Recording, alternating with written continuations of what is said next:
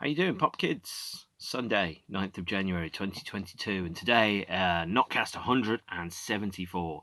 I am going to be talking about R.E.M's Up album. Now, I spoke about it in the last episode, but I ran out of time to talk about the extra stuff that went with it.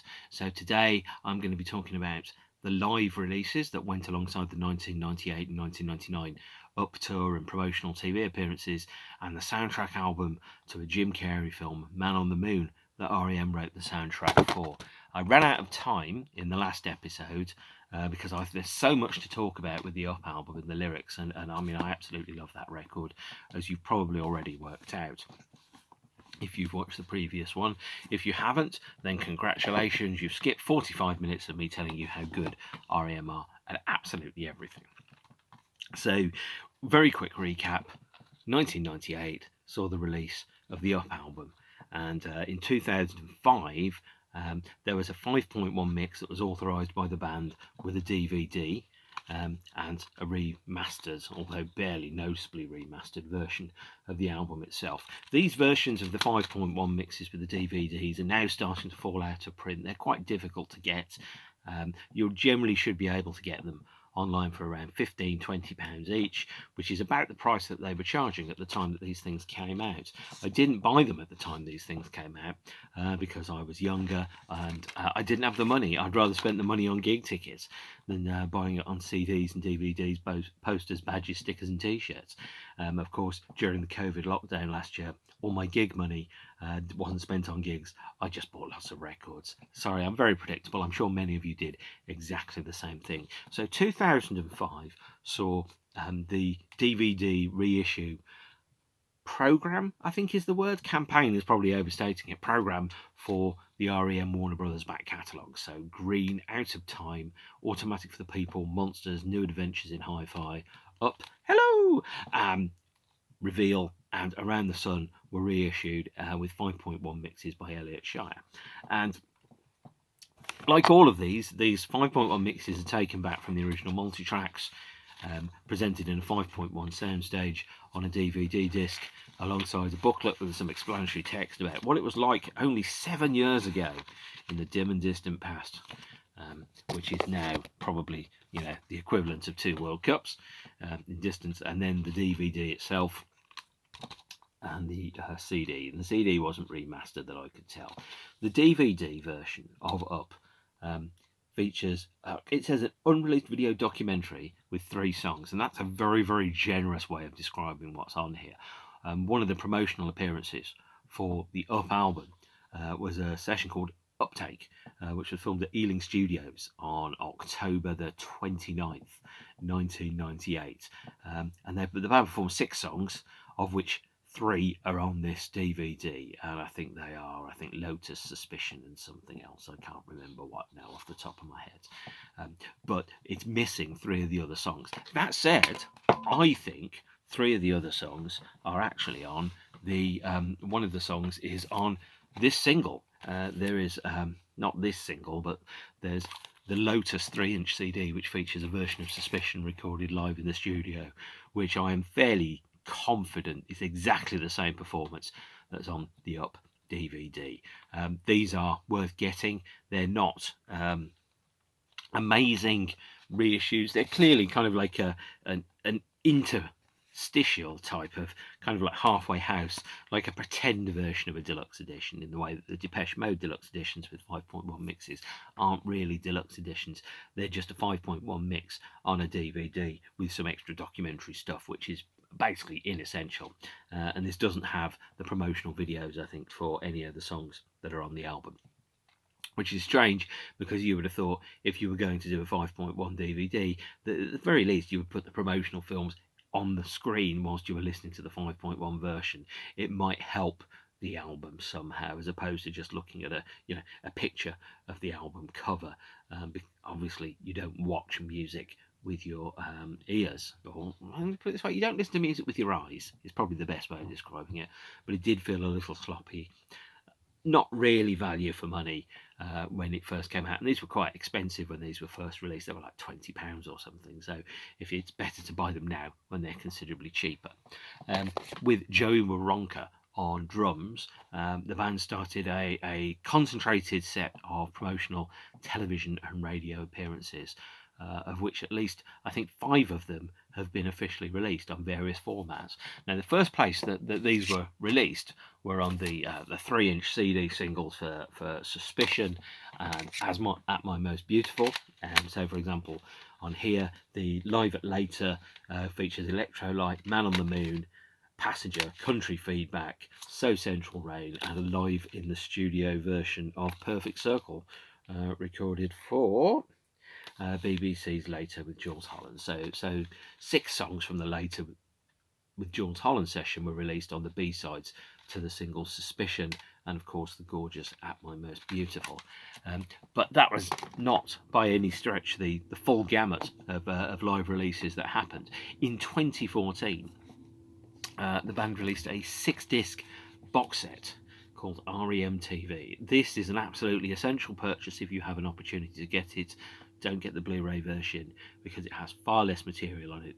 The DVD version features 6 discs and 1, 2, 3, 4, 5, 6, 7, 8, 9, 10, 11 live shows, plus a 2-hour documentary and a whole host of extra TV appearances.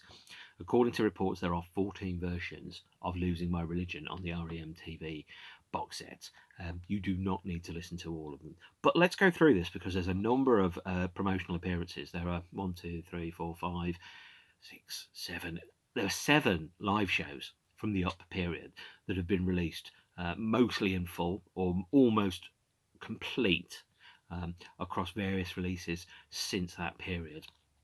R.E.M. TV was the first one of those that really carried any of the shows in full. So on the 21st of October, the band recorded a session called Uplink, which was in the Bowery Ballroom in New York, although it was broadcast on the 28th of October. They also recorded a session for VH-1 Storytellers, which is on this set. They recorded a set for... Oh, where is it now? Yeah, so they recorded that. So that's 3 sets there from that period, the 1998-1999 era, which are on R.E.M. TV. And it's fascinating to watch R.E.M. visibly becoming a different band. So you would have seen them with Bill Berry. Then they have Joe Waronker. I think the VH1 Storytellers show was the first show that he played with them. It might be Uplink is the first one, but it's, the first 2 shows that he played publicly with them, aside from the Washington RFK Stadium appearance. So the first 2 kind of headline R.E.M. shows, so to speak, even though you had to win a competition to get in, are on this set. And, you see the band kind of becoming somebody different and playing to smaller invited audiences. R.E.M. TV is absolutely essential purchase if you're an R.E.M. fan, by the way.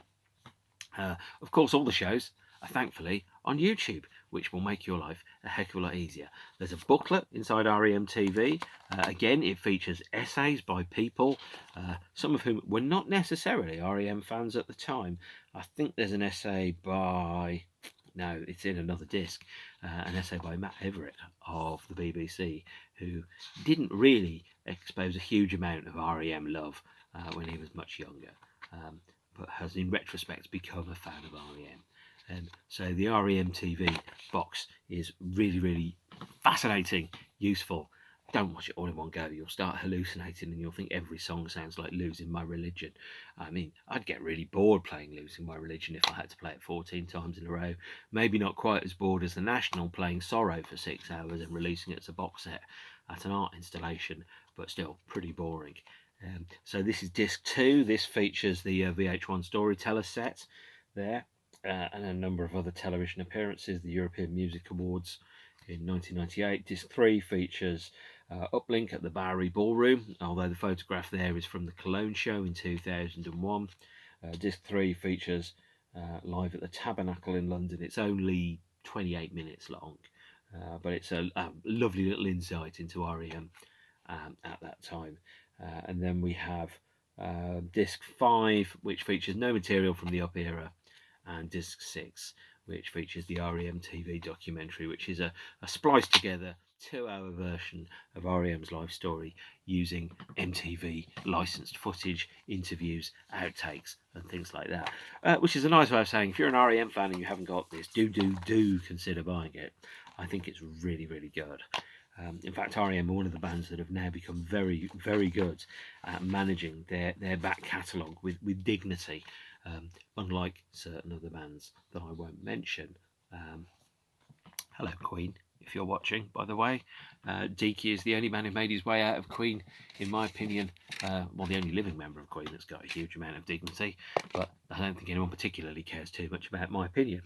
So, with those shows taken to one side, the band also released in 2018 the R.E.M at the BBC box set. Why I'm showing you the back cover, I don't know. It's 8 CDs and a DVD, which for about £50 I thought an absolute bargain, to be honest. And R.E.M at the BBC is again another fantastic box set that's well worth getting if you are a fan of the band. It features, I'm going to just go through the discs now. It features the radio sessions in the studio for disc 1. Disc 2 is the John Peel session broadcast on the 25th of October 1998. I remember listening to this at my girlfriend's house in Walsall at the time, which I was. Yeah, I remember listening to that and thinking, now it's time to go out. Disc 3 is live in Nottingham in 1984, which is not in the time period we're talking about. Disc 4 and Disc 5 are Milton Keynes, and that's a rebroadcasted version of Milton Keynes with some edits on. Disc 6 and Disc 7 are live at the Glastonbury Festival 1999, the week that I saw them. I saw them at Earl's Court that week, which I think were the 3rd and 4th official shows by the band, and then played or headlined Glastonbury. So if you want to hear an up-tour show, the BBC has 21 songs recorded live at the Glastonbury Festival, and they also broadcast 80 minutes of R.E.M at the Glastonbury Festival on the iPlayer, which I think is on the band's official YouTube now. Disc 9 of the BBC box set here features the Later with Jools Holland show in full, which is 10 or 11 songs. It's about an hour. There's a much shorter version of Passenger on here, so do keep your CD single. That My Most Beautiful. And this also features, I think, some Top of the Pops versions of Day Sleeper and Man on the Moon. R.E.M at the BBC is worth getting. Some of the reissues by R.E.M, especially New Adventures in Hi-Fi, I don't think have been particularly good, but this one definitely was much more like it. And of course there's a booklet with text and photographs and things like that written by people who were there at the time. They didn't ask me because I don't write for newspapers, although given the quality of some of the stuff that's in there, I am quite surprised by some of the people that do write for newspapers. Now that sounds quite bitchy, but I don't really care, to be honest. I'm a better writer than some of the people that do it, and I don't mind saying that. That said, one of the interesting things about those areas is these days, or at least for a certain period of time, you had to have money, and if you didn't have money you couldn't really do it. So people that went into those industries were people that had money or had access to money and didn't have to worry necessarily about making their rent at the end of the month. That sounds very negative. It absolutely isn't bitter or negative at all. Well, you are what you drink, and I'm a bitter man, I think, as Matt Plaid's had it. But it's not necessarily on the quality of what's being written that sometimes gets people published, is the best way to put it. Around about the same time as the Up Tour started, the band released Pop Songs 89-99, a 19 or so track promotional CD of all of their singles stacked up in chronological order from Pop Song 89 all the way through to At My Most Beautiful. And this art that you will see on the Pop Song CD was emblematic of the band's approach. They had quite a new kind of distinct visual identity at this period, which was built around a lot of blues, a lot of greens, a lot of limes, a lot of unusual colours. So the band almost had a colour palette that they worked with very specifically at this period in their career. And the 1999 tour programme, which I'm going to have to go and get in a minute, kind of details that as well. So here I go. And here's the 1999 tour programme that I forgot to pick up. So at this point I saw the band 3 times on this tour, twice at Earl's Court, once at the Manchester Evening News Arena, and I was seated for the two Earl's Court shows, once at the back and the other one on the side. And Earl's Court was a shed. It's probably the best way of describing it. It's not the nicest venue in the world. And I decided, actually, when I realised when I went to the loo during the middle of the second Earl's Court show, that I actually had to walk onto the standing section in order to get to the toilet, and they weren't checking. So when I came back from the toilet, I just walked straight into the standing section at Earl's Court, which was very naughty. Then I waved at my friend Mike and texted him and told him how he could do it, and he joined me, or at least I think he joined me. I can't remember. It is now 23 years ago since that happened. And it's kind of strange, my first R.E.M. show. I was obviously planning on seeing a monster show at the Wembley Arena, but that was cancelled off thanks to the aneurysm, and so I didn't get a chance to see it. So the Up Tour was the first chance I had to see R.E.M. I could have seen them in 1989 on the Green Tour at the NEC, which was one of the larger venues, but I thought, they're around every couple of years, I'll go and see them in 1991. Well, that plan didn't work, did it, Mark? Obviously, being Captain Hindsight that I am, I should have spent the £6.50 to go and see them supported by the Blue Aeroplanes, but I didn't. Nobody is perfect. And here's the photographs from the R.E.M. 1999 Up Tour book. I think you can probably still find copies of these on eBay for about £8 or £9 actually. I don't remember how much they cost. I bought one last year during lockdown. Probably from the same eBay seller that's now still selling loads of them. One of the strange things is I used to go to quite a lot of record fairs. I still do actually, but I go to much smaller ones. And in those days, the only way that you could buy old merchandise was either mail order, writing to the band, and they'd send you a photocopied pamphlet with what they had and a description and maybe a bad black and white photocopy of the t-shirt. Or you went to record fairs where people would quite literally buy gazillions of tour programmes, and you would pick them up for £1 or £2. And I might have bought that there actually, I can't remember. I definitely didn't buy this at the show. I pulled all my money to buy an R.E.M. football shirt, which I paid £30 for, and I sold it on eBay when I had a divorce for considerably more than £30. I wish I hadn't sold it, but I did need the money at the time, and it paid for me to go on holiday to Vegas for 4 days, which was unforgettable and unimaginably warm. If you're in Vegas, how the hell do you do it? I don't know how you do it. Anyway, that's the Up Tour booklet. And so the shows, Earl's Court, I liked, but it was a big arena show. Evening News Arena in Manchester. Now, I don't know what it's called. It was called the 9X at one point. I still call it the 9X, even though it probably isn't. I bet it's still called the Evening News Arena. I saw U2 there 4 years ago.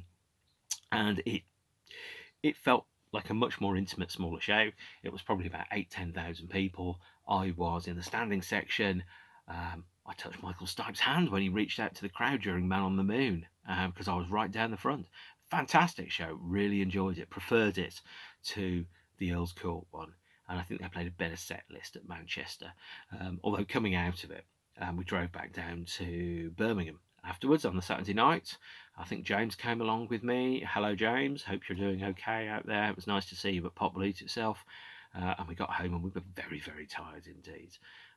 But I think I was, I really enjoyed it. I'm really glad that I went to see it. Now, for the Glastonbury show and on the rest of the shows on the tour, the band has started playing a new song. And the new song was called The Great Beyond, which the first time I heard it was when R.E.M. played it live, and that follows the tradition of playing new songs live that R.E.M. have been doing all through their career. On the Monster Tour, they played Revolution, Departure, a number of the other songs, Zither, Binky the Doormat, for example, Wake Up Bomb, Undertow. On the Monster Tour for Up, they played The Great Beyond, and The Great Beyond was released as a single probably about 6 months afterwards, early 2000. This version is the German CD single that's got 3 live tracks from Glastonbury on it. The UK version has 2 live tracks from Glastonbury, so I think it was missing The One I Love. This had The One I Love, Everybody Hurts, and Man on the Moon. Of course, you don't need to buy this CD single because the whole show is on the BBC box set now. And by the way, if you're tempted with getting a bit of live R.E.M, this is a really, really nice package. Strongly recommend it. Really well presented and put together. And it's got lots of live R.E.M on it, much like Rem TV. But The Great Beyond was a song which is Michael singing around and about Andy Kaufman, obviously the subject of the song Man on the Moon. And so the band were invited to do the soundtrack to the Jim Carrey film Man on the Moon. Here's a UK DVD. I have to specify it's the UK one because I had the US one. And here's the soundtrack album to it, which I don't think it was ever released on vinyl. It might be the first R.E.M. album which wasn't released on vinyl, so and maybe still has never been on vinyl. The Great Beyond did make a vinyl appearance on the In Time compilation later on as well.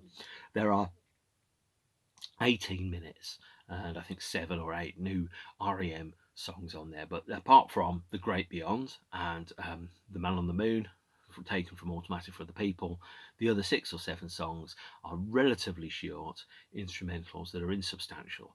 Classic B-side fodder like Surfing the Ganges and Emphysema and 2JN and all those other very short, very quick, forgettable instrumental R.E.M. B-sides that are definitely not worth spending big money on. And Man on the Moon has 2 songs which are worth mentioning. One is This Friendly World, which is a duet between Jim Carrey as Andy Kaufman, Tony Clifton and Michael Stipe, which is a lovely and silly song about how friendly the world is. And also there's a 3-minute instrumental called The Miracle, which is in the middle of the album, and it really feels like it's one of the best R.E.M. instrumentals that there is. But all those songs are generally quick, insubstantial, probably haven't been thought out too much. At this point, R.E.M., it felt you could see the transition between R.E.M. making really, really big statements as albums to, well, here's some music and we're going to take some money and we're going to put it as a soundtrack for a film.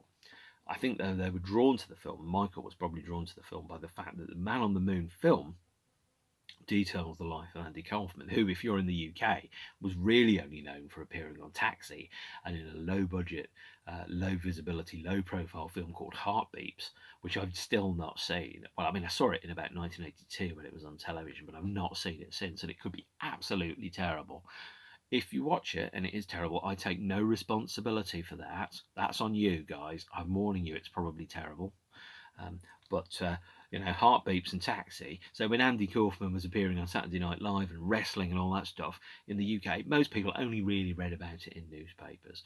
As a film, it's a fascinating and interesting movie about how somebody plays with the concept of fame and celebrity and identity and kind of just messes about with it, often probably for their own amusement, actually, come to think of it, and in a way that people weren't necessarily expecting. And that also ties in, I think, with some of the themes that you've got in Monster and New Adventures in Hi-Fi, which is around fame and identity and how the perception of you is very different from who you actually are, which is probably what drew them towards the film, aside from the fact that they'd already mentioned Andy Kaufman in the Man on the Moon single itself. I recommend seeing this. There's also a great Netflix documentary called Andy and Me, which shows that Jim Carrey was difficult to work with, is probably one way of putting it. Very determined to achieve a certain output without necessarily compromising and not necessarily caring about how that impacts upon other people. Sorry, it's been a long day and I've cut down on the caffeine now, so I'm starting to feel a little bit sleepy. Hopefully it doesn't show.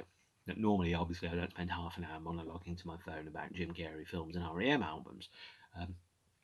So Man on the Moon, if you don't have it, not worth paying a big amount of money for. It's basically 6 pretty good R.E.M. B-sides plus The Great Beyond. And if you're only interested in the songs where Michael Stipe sings and aren't an R.E.M. completist, you don't need the Man on the Moon soundtrack. There were 2 extra kind of things which are worth mentioning from the tour.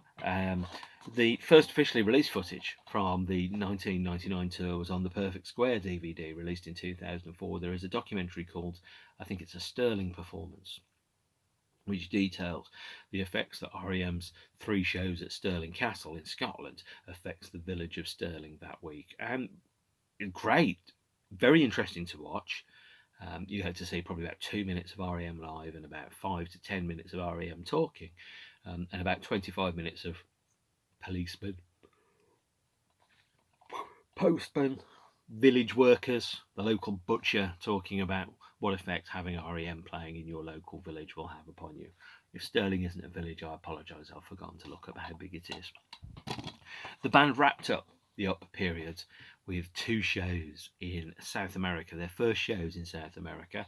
This is a bootleg DVD of R.E.M in Rio, which has the same staging and general set list as any of the other Up tours or any of the other Up tour shows. So to me, these feel like the end of the Up tour and not the start of the 2001 reveal period. Even though that there were 2 new songs that they played. One was She Just Wants to Be, and I think the other one is All the Way to Reno on here. Could be completely wrong about that. I'm just quickly scanning the track listing. No, they played The Lifting, which was recorded during the Up period, and they played She Just Wants to Be. So 2 new songs from the Reveal album alongside a kind of 17-song greatest hits. And the Rio show was broadcast on television. There is a link to it on YouTube. I will post a link down there. It's, as far as I'm concerned, one of the last shows of the Up tour, even though it was a year after the Up tour came to a close, where the band basically played the Up tour show with the Up tour staging to South America, and they played 2 new songs from the just finished Reveal album. The next time I talk about R.E.M, I will be talking about one of my least favourite R.E.M albums, which was released the same year as R.E.M playing Rio, 2001.